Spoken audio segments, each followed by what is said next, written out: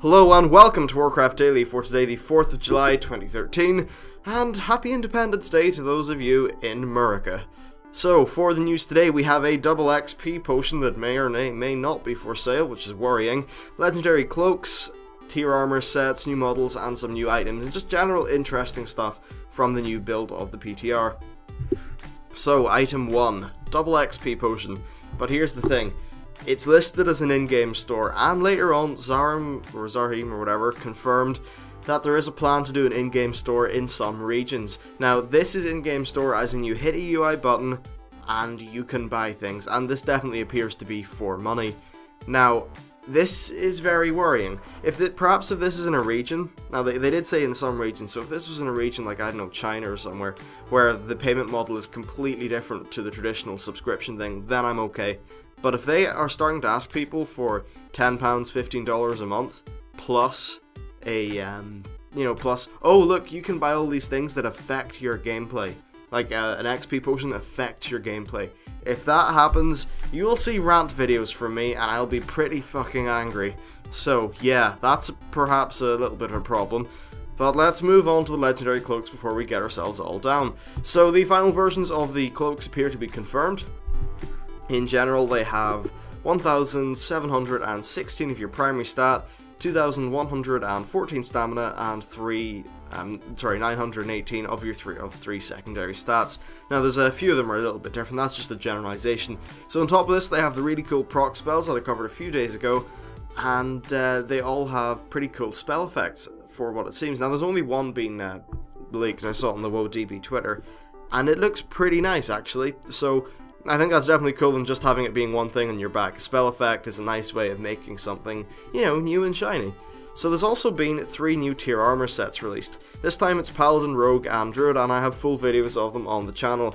For a TLDR version, I think the Paladin's cool, the Rogue is meh, the Druid's also meh.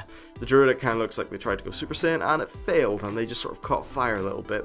Now, they also released the Season 14 Mage, and I'll do a video on that once I can find the set bonus, because I can't do a full video without the set bonus.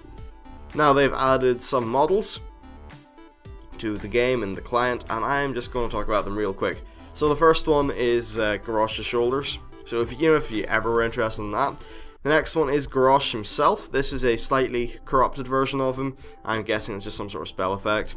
And the next one's pretty cool, a Horde, it's marked here as Horde Armored T-Rex. It's a freaking big ass T-Rex, it's all hoarded up, so I think that's pretty cool. Then we have just some Orgrimmar raid banners.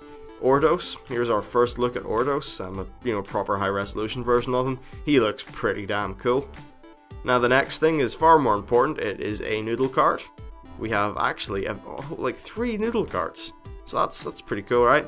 And then there's the Stormcrow, and finally a version of New Zao, which pretty much looks the same as the other versions. So that's really us for the new models. Now for new items, and there's some pretty interesting stuff here actually, pretty cool. So there's 2 new mount items called the Vicious Saddle and the Vicious War Saddle.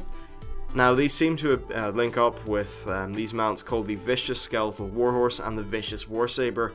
Now because of the name Vicious, I'm thinking this could be a PvP mount.